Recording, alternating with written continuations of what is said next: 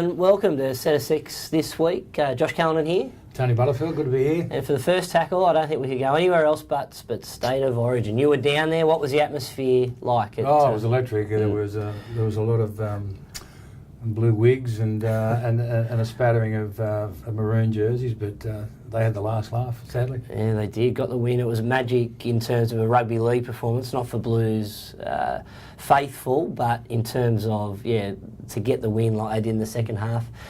Magic effort. Yeah, defence was obviously the key, and the Broncos had Queensland, I should say, had a tactic to certainly be up and suffocating the go forward, and that really tired out the Blues. It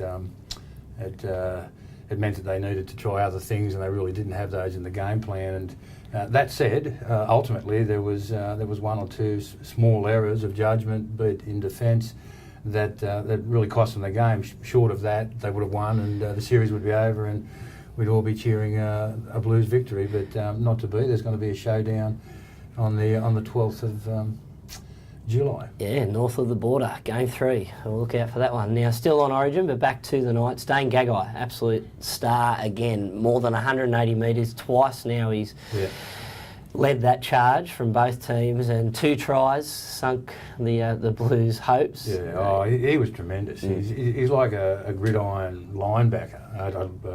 Not a linebacker, what are they called? Wide receiver. Wide receivers. He's so difficult to stop. He's so powerful. His centre of gravity is quite low. And he just gets himself in good positions. You've got to be there. That offload was great to get that last try, but Dane was there and hitting that line in the right spot. I guess he's just continuing to rub the salt into the wound that he's leading next year. So hopefully his form will translate into efforts for Newcastle, and we'll start to win a few games. Yeah, and up against the Dragons first up on Sunday. Now, Knights off the field news. The June 30 deadline is looming. SKD is still on the agenda, even though he's had the court appearance only last week. Will he end up here, and is there anyone else that you can see maybe turning up before that mid-season clearance? Well, nobody on the horizon, and who would know what their individual circumstances are contractually. In this case, SKD's been dumped by his club, the Roosters, and so he's on the market. He's a quality player, a little bit rocks and diamonds at times, not everybody's favourite, but the guy's he's got a fairly impressive record.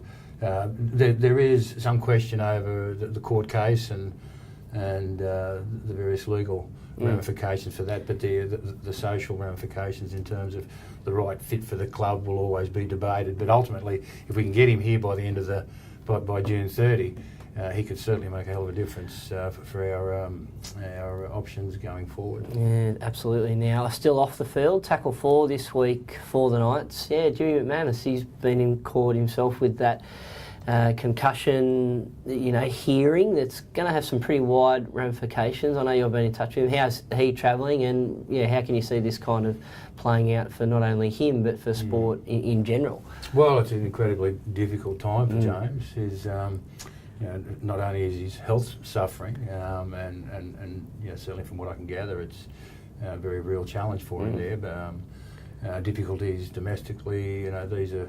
And career-wise, but thankfully he's moved on from the Knights, and he's picked up a new role as a business development manager and going really well. So I wish him all the best. In terms of how this might play out, well, it was the statement of claim was basically made public in Fairfax on Wednesday, and he hasn't made any comments at that point. The Knights have, it's I think to quote them, if I'm correct, a manifestation of the inherent dangers of playing rugby league. I think it's to some extent a bit of a cop-out, but an understandable position because the game is a challenge. In fact, that statement is reflected in all of the new registration forms as of this year, that this is an inherently dangerous game and you need to take that on board. So that will affect future cases.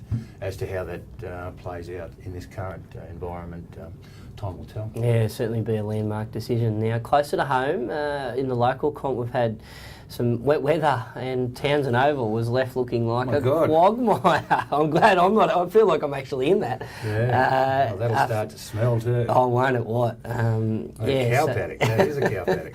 It's a genuine bog, and it's really. I mean, you don't see it in NRL these days because of the surfaces being so well, manicured and designed. It was really a flashback to almost a Provan and Summons, from Very an much so. SCG. Yeah, well, you'll see with the NRL, one of the reasons that they wanted to dump the third game or the third grade, and why they do with most of those third games is because of the impact that has on, particularly in wet weather. If you play 3 games in a row on any given day, often the winter, well, we're in the middle of winter now, this will not repair. No, even the cricketers worried for summer. Yeah, and so they should. I think the issue really is for everybody.